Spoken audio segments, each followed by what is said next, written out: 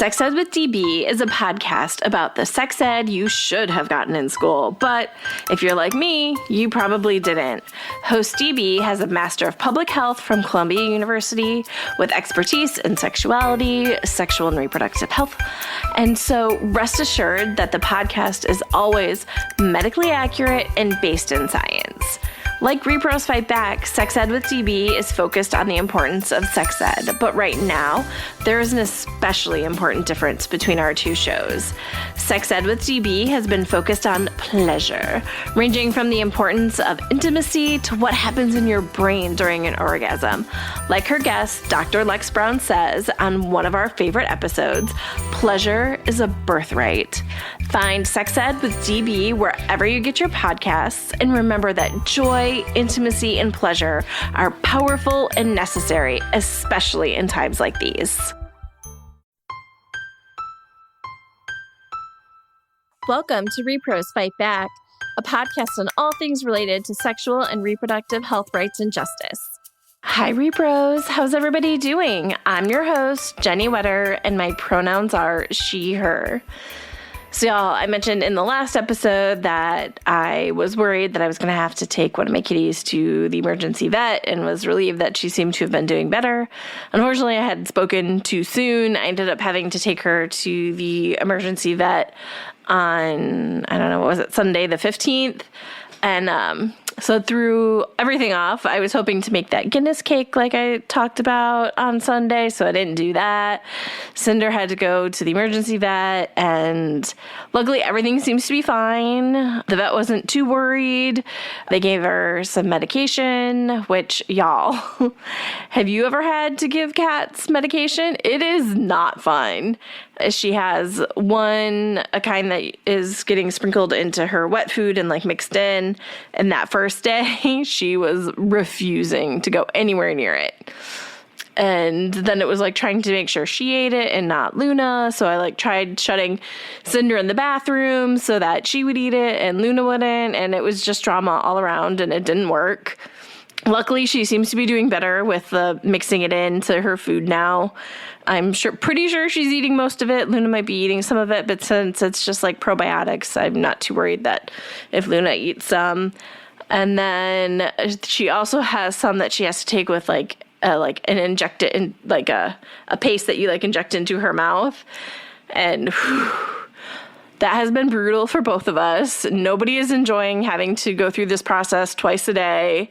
If you've ever had to try to do something like that with your cat, you know how miserable it is to try and get them to do it. Today was the first time we had it go relatively painless and like all in her mouth instead of like on her face where she had to like lick it off her face. Anywho, hopefully it continues to go better and that she's got a couple more days of it and then we'll be done. But it has been a lot to have to do that, inject it into her mouth, the paste twice a day. It's been brutal on both of us. Luckily, she still seems to want to be around me and not hate me for it because it has been unpleasant. But the good news is she seems to be doing better and is recovered. So fingers crossed that stays the case. It was a little scary there for a while because she was really upset. So all of that is to say I didn't get to make the chocolate Guinness cake I was planning to make for St. Patrick's Day. I figure that this coming weekend, which is for me the 21st, I am hoping to make it this weekend because I have Guinness in my fridge that I need to do something with. Because I don't really like to drink it, but I like cooking with it. So I'm going to make a Guinness chocolate cake. And I saw a recipe for Bailey's frosting to go on it. I don't have any Baileys, but I might have to go out and get some because that sounds pretty delightful to go on top. Otherwise, the recipe I had was just for cream cheese frosting. So I might, we'll see. I'll do one or the other. I will let you know how it turns out after I do that and hope then that the rest of this weekend is a lot less stressful than last weekend because that was a lot. I hated seeing my little bugger really upset. Let's see what else. Oh, there was a story this past week about the impacts of the One Big Beautiful Bill on reproductive health. And you are starting to see how the attacks on Planned Parenthood is impacting access, and it was not good. They were seeing fewer people were getting cancer screenings, are getting access to birth control, clinics are closing. The numbers they had in the report I read on MS Now was that nearly 24 health centers closed, breast exam visits declined 25%, and IUD insertions dropped nearly 40%. That is terrible to think that all of these people are losing access to basic health care, and this is just the start of the impacts we're seeing from the One Big Beautiful Bill. I can only assume it is going to continue to get worse, and we are going to see more clinics close and less people getting services that they need. So that is just something to keep an eye on. And then there's just been so much in the news to focus on, and so I think that's going to be the one we'll talk about today. I think there was just a lot happening right now, and I know reading Dolores Huerta's story was also really upsetting, and there was just a lot of heavy news. So maybe let's try something fun. I don't know that I have anything fun, y'all. I've been, like I said, in this little world of dealing with kitty sickness and heads down trying to get our report card done, but I am enjoying the signs of spring that are popping up, even though I know it's going to play havoc with my allergies, but starting to see all of the trees starting to get blooms in DC. We're not in like peak cherry blossoms yet. That's still a little ways off, but there are some of the flowering trees that are starting to blossom, and just a reminder of better things to come. And that is what I am focusing on right now in the midst of all of this just bleak news of what is happening in the world right now. Let's see. I think with that, let's go to this week's interview. I was really excited for this week's interview because I talked to Callie Simon with SIECUS. Callie and I, when we connected for this interview, I was like, that name is so familiar. We had sat in a coalition together like 15 years ago when she was still in the global space. So it was really fun to reconnect with her and get to talk to her about sex ed.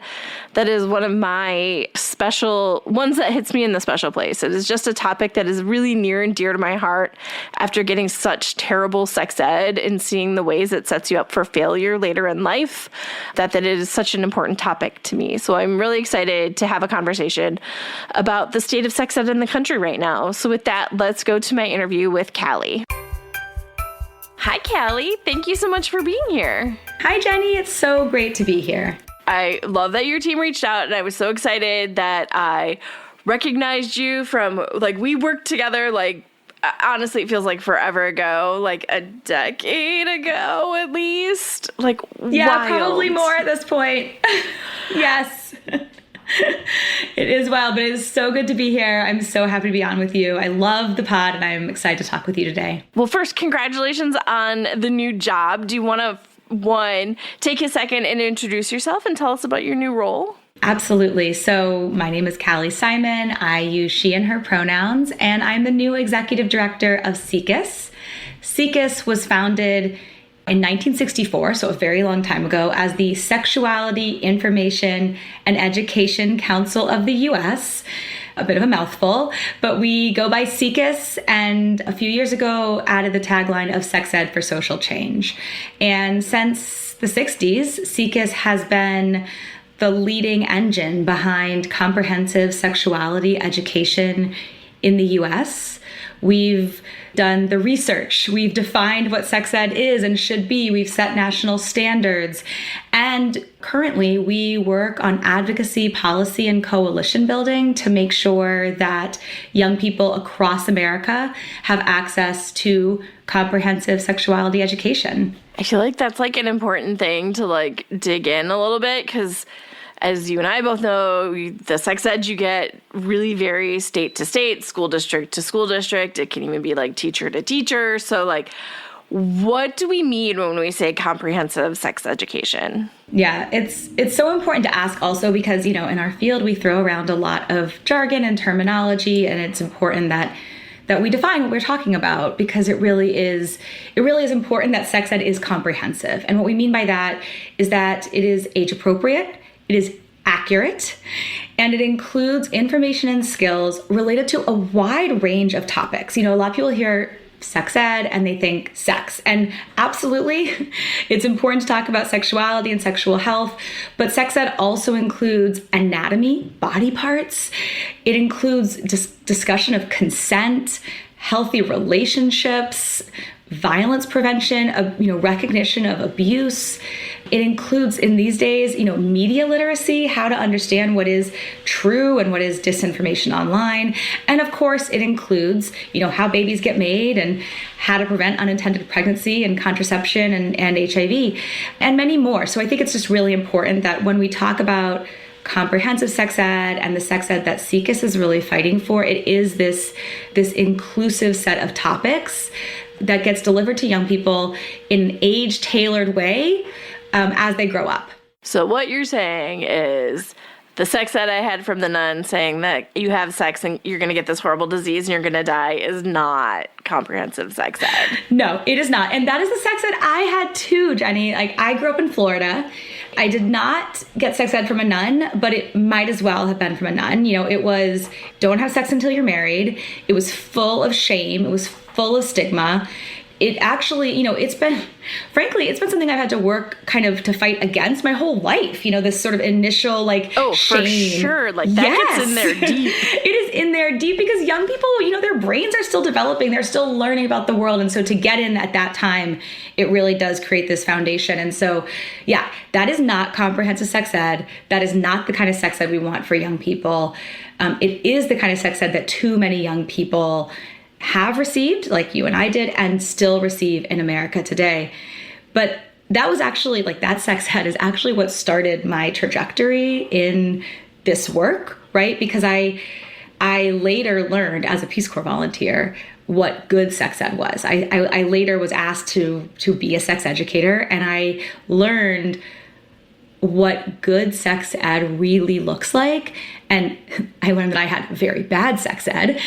I also saw firsthand what happens when young people get good comprehensive sex ed, right? I saw young people understand sort of internalized gender norms. I saw them understand what is abuse and how to report abuse. I saw them understand how to choose, when and if they wanted to get pregnant and what to do about that.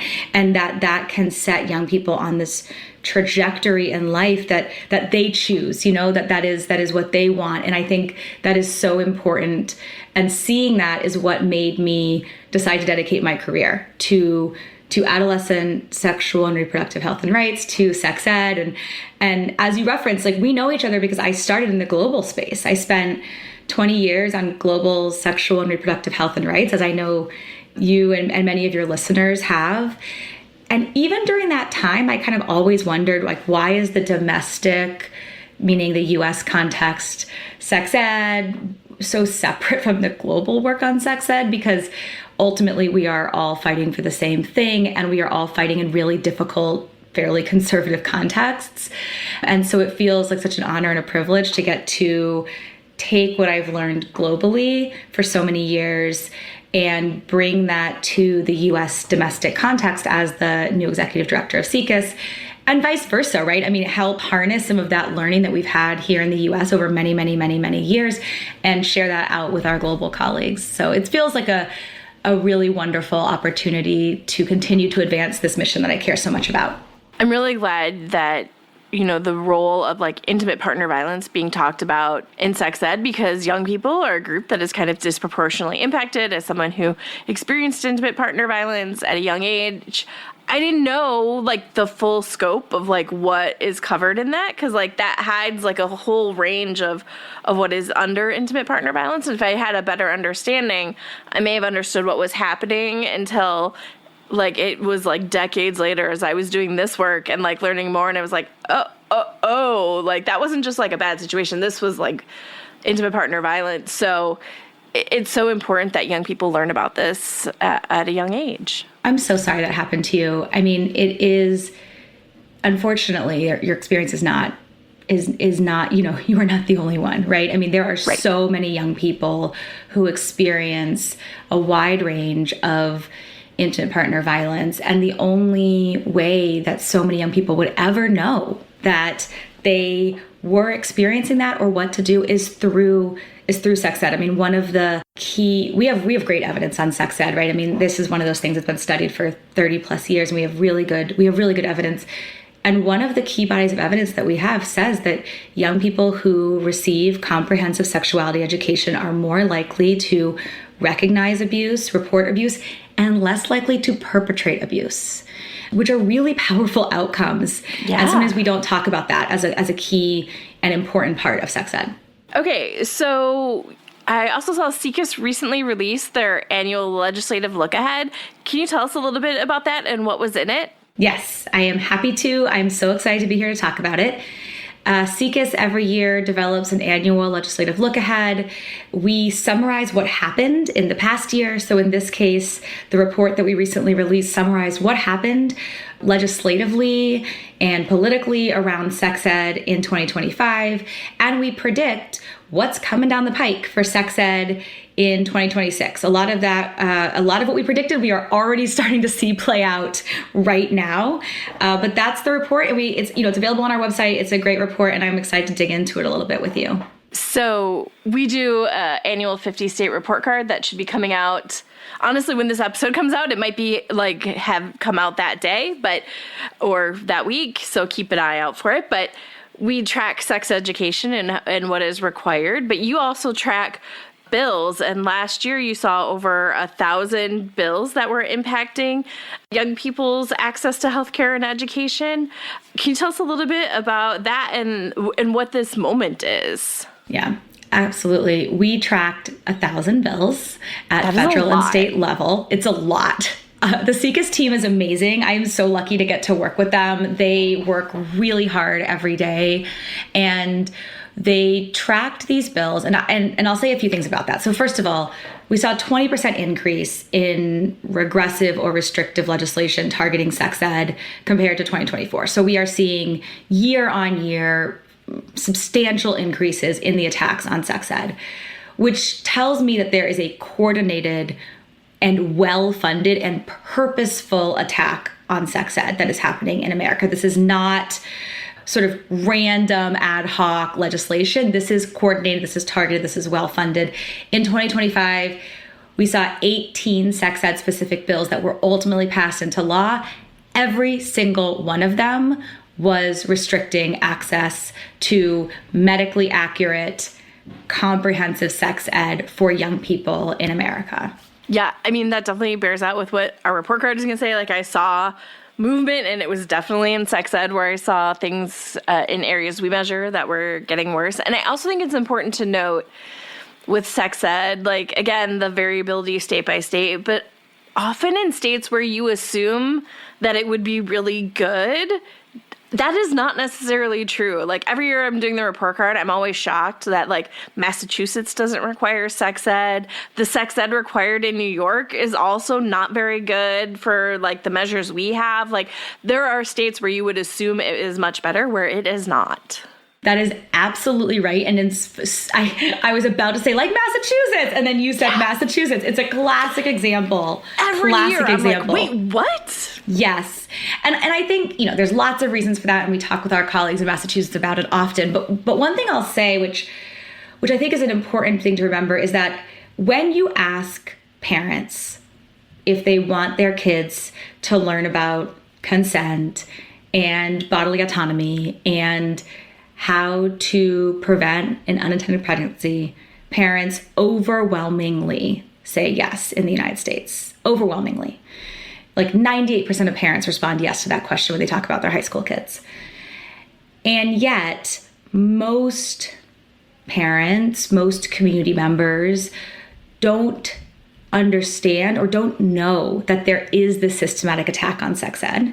They don't know that they have to actually fight back and raise their voices to get good sex ed for their kid. And so in a state like Massachusetts, where you would expect to see sex ed, really great sex ed legislation, one of the challenges we have is that there's just not this public uprising demanding sex ed that there really should be. And I think it's because a lot of parents just assume it's going to happen for their kids, especially if they live in a state that has more progressive policies overall. And so they just don't take the action they need to fight for sex ed.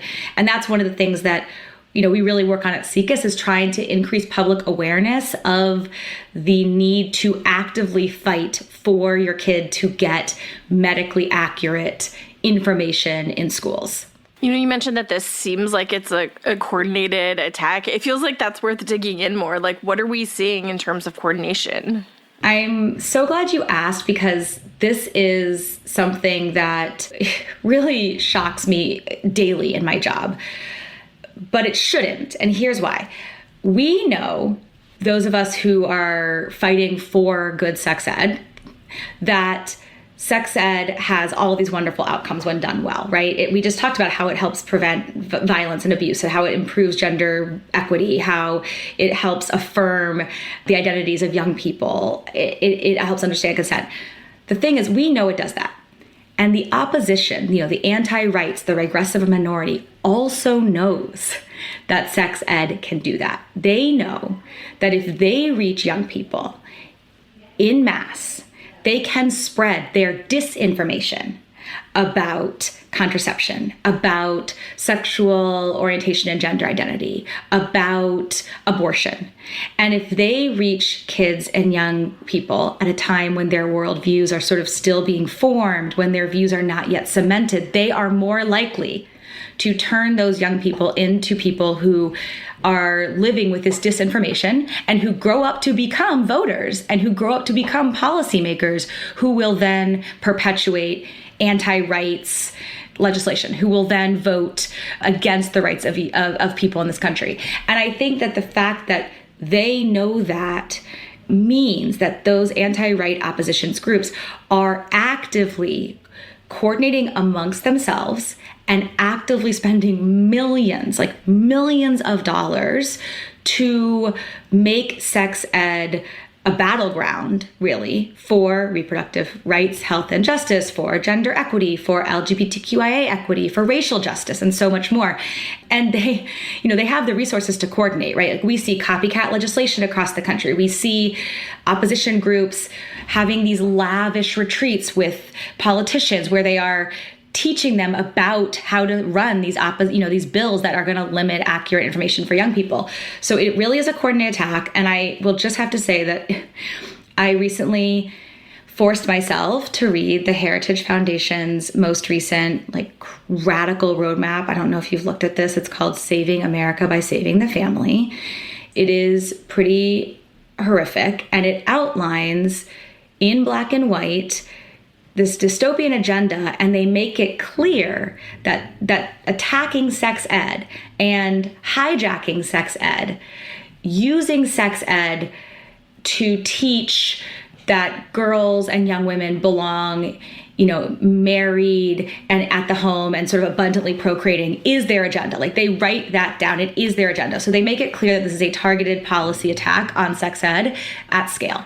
And I think this is a report that's flying a little bit under the radar right now. I have seen a couple pieces written about it, but not very much. These are the same people who brought you Project 2025.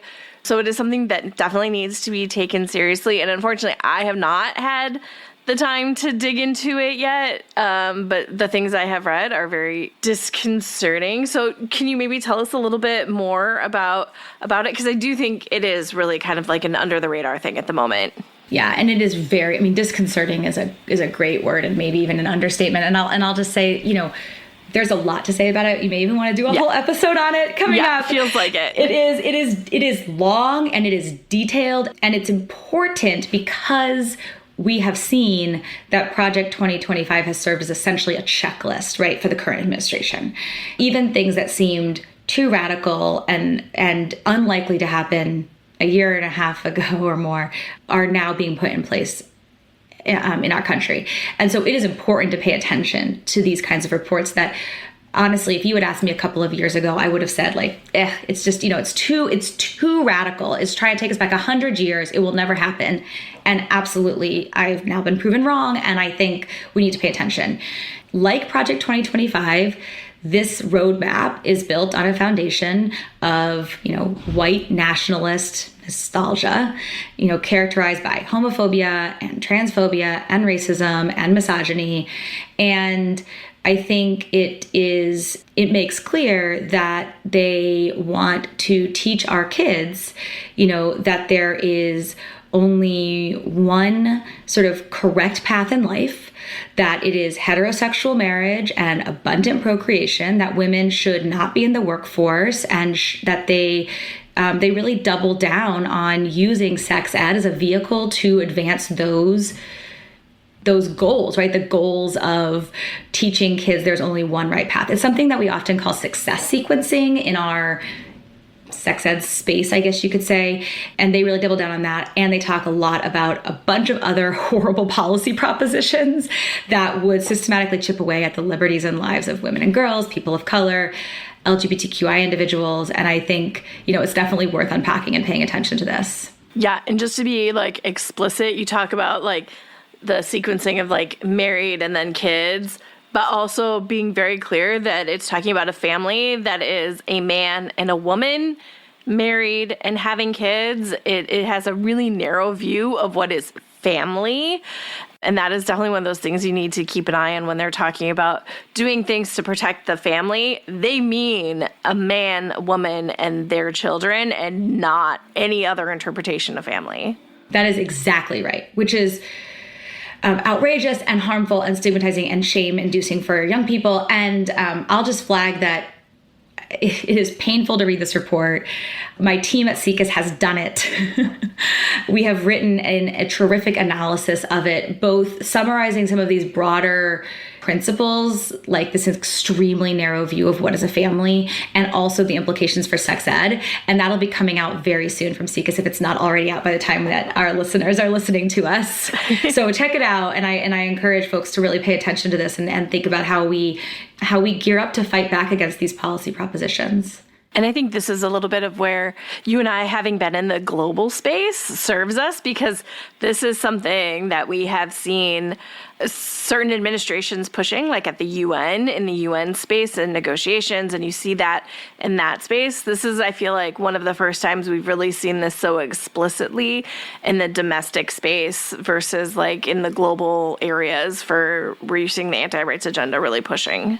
You're absolutely right. I mean, we've been grappling with this in the global space for so long, but it is explicitly targeting the U.S. context with very clear policy moves that would enshrine these, I hesitate to call them values because they are not values, right? That would enshrine these mistaken beliefs in law and policy in the U.S. So I guess that makes me think of you talked about how they have success sequencing and pushing for success sequencing. Are you starting to see that as you're tracking state bills? Absolutely. So in our legislative look ahead, we predict or discuss some key legislative trends that we expected to see coming down the pike in 2026. And one of those key trends that we anticipated seeing is around success sequencing. And in fact, that's exactly what's happening right now. It's state legislative seasons or sessions around the country, and we are seeing that play out. So this legislation is legislation that says that students must learn this very specific, narrow life path. And it's exactly what you said. It's this idea that, first of all, you should wait until you get married to have sex, which is a rebrand of abstinence only until marriage, which we know is extremely ineffective. It's an extremely ineffective way of delivering sex ed, right? It just absolutely does not work. It doesn't work for their own objectives. It does not actually delay sex until marriage. So it doesn't work for their own stated objectives. But of course, it also results in shame and stigma and does not help young people prevent unintended pregnancies or prevent HIV if that's their goal. So what we end up seeing is that we have this rebrand of abstinence only until marriage, which is part of the success sequence. And then, as you rightly said, the rest of the success sequence is this, is that you must get married. Marriage must be to a member of the opposite sex, right? Like a very heteronormative view of marriage and family.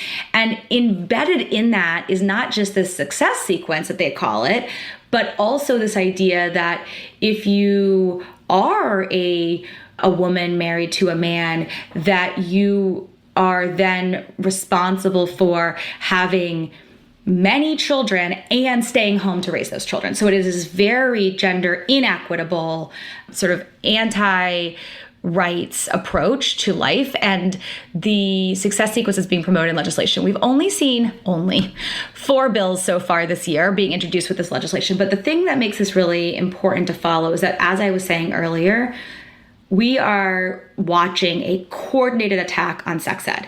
And what the opposition does is they introduce a few bills in a few places and they see what works, right? They see what language is more likely to get the most votes. They see what language will mask some of the most horrible parts of the bill. They call it something like success sequencing, and everybody on the surface says, I want my kid to be successful, right? They're so good at the naming. They're so good at it. They're so good at it. You know, they call it something that every family says, I want my kid to be successful in life. Of course, I want them to be taught how to be successful. And so they are testing these bills, right? They're testing these bills in 4 states so far.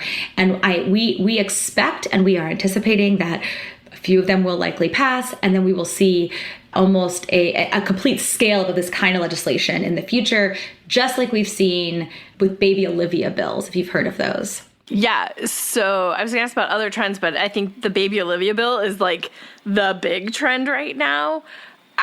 I feel like people probably have seen some stuff about it, but maybe let's dig into that a little bit. What are the baby Olivia bills? Oh, yeah. I hope your listeners have heard of baby Olivia bills, but I'm glad to talk about it a bit, which is to say that these bills are requiring young people, and I want to be clear, they are often targeting 3rd graders. Like, I have a daughter, she's in 2nd grade. She would be in 3rd grade next year, and if I lived in a different state that was not DC, she would likely be exposed to one of these videos.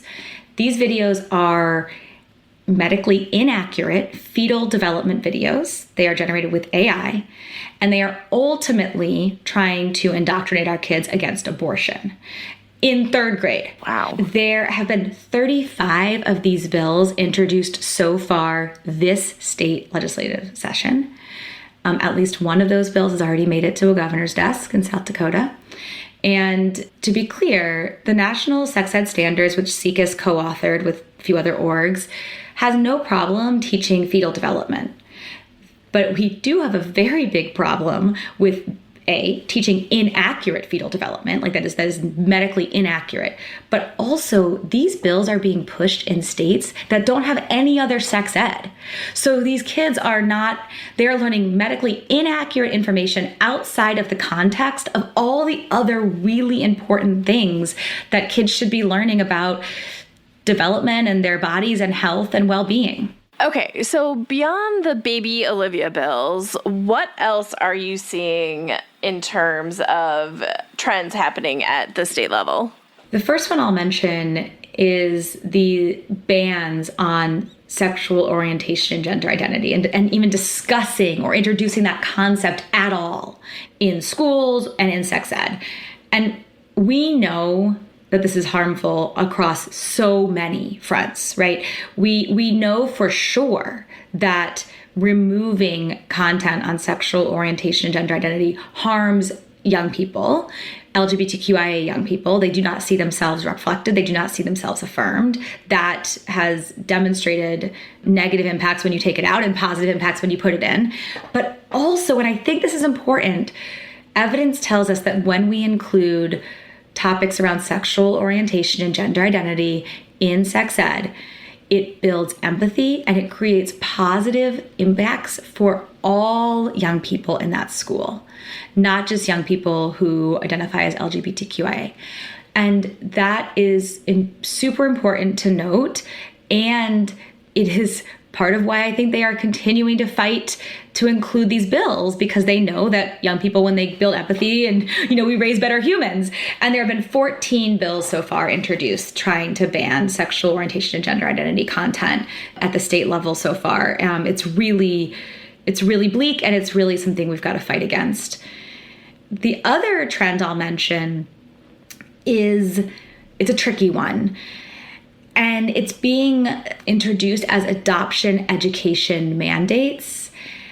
And let me be clear that comprehensive sexuality education already includes comprehensive pregnancy options, of which adoption is one. So no problem introducing the idea of adoption. The problem is this legislation is requiring educators to present adoption as the only available option, which is essentially a disinformation campaign against abortion as an option, right? It is, and we've seen 4 of these bills introduced so far. Again, we believe that this is going to be one of those things where they're testing the water in a few places, and then they're going to try to scale it up and replicate it through copycat bills. And it is one of those that, again, on the surface, most folks would likely say, sure, it's fine if my kid learns about adoption as an option, but that's not what this is. This is teaching about adoption as the only and the best option, which is absolutely disinformation. And I also think it's important to be clear that adoption is an alternative to parenting, not an alternative to pregnancy. That's exactly right. That is the distinction. And if people want to learn more about adoption and all the issues around it, check out Gretchen Sisson's book, Relinquished, and we'll also include a link in our show notes. We had Gretchen on when her book first came out talking about it, and there are a lot of issues around adoption to think about. I'm so glad you said that, and I do hope your listeners will take a look at that book, because it's very complicated. It's very complicated when we start mandating that educators teach our kids a very specific set of messaging around adoption that doesn't reflect the full complexity of the issue. That is so bleak, and please tell me, please, that there are some bright spots. Are there some bright spots? Yes! I'm glad you asked. There are some bright spots. In fact, there's actually some bright spots as it relates to baby Olivia. I mean, there was 2 bills that were introduced this session, one in Wyoming and one in Utah, that both have died. They're not going to advance. So we do see bright spots. There is, look, the anti-rights folks are well coordinated and well funded, but we are fighting back. SIECUS and our many partners at state and national level see these threats for what they are, which is threats on the well-being of our young people, threats on their ability to grow up healthy and strong. And we are coordinating a response, right? We convene state partners to learn from each other, to learn from the strategies that worked to fight back from one state and try to use that in a different state. We are convening our partners to share with each other and share with them talking points and resources and, fact sheets that show here is where baby Olivia is medically inaccurate and how you should push back against that. And so we are seeing some success. Like I mentioned in Wyoming and Utah, we're also seeing some other bright spots in states where we're seeing some positive legislation trends, actually. They're a bit few and far between, but they are there. We see some states that are seeking to enhance or ensure that certain elements of comprehensive sex ed are being delivered to young people. So we've seen states that have moved forward legislation that's trying to include more awareness of sexual assault and abuse prevention in sex ed. As you and I discussed earlier, that is part of comprehensive sex ed, but certainly it is helpful to have states say, we must teach this as a component. We've seen bills that make sure curricula are culturally inclusive, which can go a long way to advancing principles of racial justice in sex ed, which is very important. We've seen bills that are looking at countering book banning and promoting media literacy, all of which are important for young people to be able to access correct, accurate information as they grow up. So we are seeing some bright spots out there. Oh, that makes me happy. This has felt pretty bleak, this whole conversation. So it's nice to hear that there are bright spots. I also really love shifting and talking about how can our audience get involved? Like, are there things that the audience can do to get engaged in this fight? Absolutely. The first thing I would say to do is to go to our website, so SIECUS.org, SIECUS. But there we have 2 super cool new trackers that we just put on our website this year. And these trackers show every baby Olivia bill and every other bill that's specific to sex ed. So that's where we see the success sequencing bills. We see bills that are maybe not calling themselves success sequencing, but are just trying to push the abstinence only until marriage sex ed, which of course is completely ineffective. So you can actually go to the website and see what is happening in your state in real time. What bills have been introduced? Where are they in the process of, committees and hearings and passing different chambers? And you can use that information to take action. So based on what those bills are doing, you can use the talking points and information that you can find in a community in action toolkit that we have on our website to talk to your friends and your neighbors, talk to your state legislators, talk to your school board representatives. There's a reason that we say that what sex ed you get in the US is dependent on your zip code. And it's because a lot of school boards make decisions about what sex ed gets taught, especially in the absence of good state policy. So talk to your school board about what is being taught in your school district and how you can make sure that that aligns with our national sex ed standards. So that's the first thing. Check out our website, take action by talking to people and sharing key information.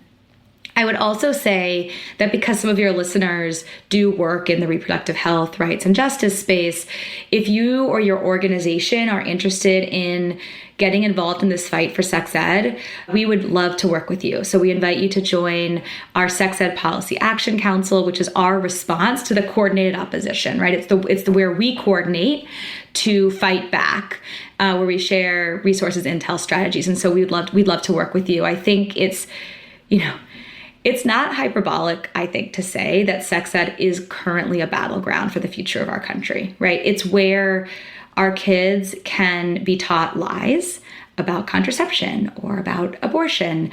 They could be taught to fear diversity, to fear different families. They could be taught myths about gender that take us back 100 years. Or it can be a place where our young people learn medically accurate information and where they build empathy and they learn critical life skills that they need to navigate their youth, but also that they need to be future voters and leaders and policymakers. Like, it really is where we are shaping the future of America. And we need everybody who cares about the future of America to then care about sex ed and take action. That's so good. I love when there's a bunch of clear, concrete things that people can do. Callie, thank you so much for being with me today. It was so great to catch up and to get to have you on the podcast. Thank you so much, Jenny. It was so good to reconnect, and I am so glad to get a chance to talk about one of my favorite subjects. Okay, y'all, I hope you enjoyed my conversation with Callie. It was so great to talk to her about sex ed, and we also previewed that our 50-state report card is coming out soon. It is not out today. It'll be coming out next Monday, so keep an eye out. I will make sure we'll talk about it on the podcast. I am still looking for someone to do the episode with at this moment, but we will do an episode focusing on the 50-state report card, and I can't wait to talk to you all about it. Otherwise, I will see you all next week. If you have any questions, comments, or topics you would like us to cover, always feel free to shoot me an email. You can reach me at Jenny, Jennie, at reprosfightback.com, or you can find us on social media. We're at rePROs Fight Back on Facebook and Twitter, or rePROs FB on Instagram. If you love our podcast and want to make sure more people find it, take the time to rate and review us on your favorite podcast platform. Or if you want to make sure to support the podcast, you can also donate on our website at reprosfightback.com. Thanks all.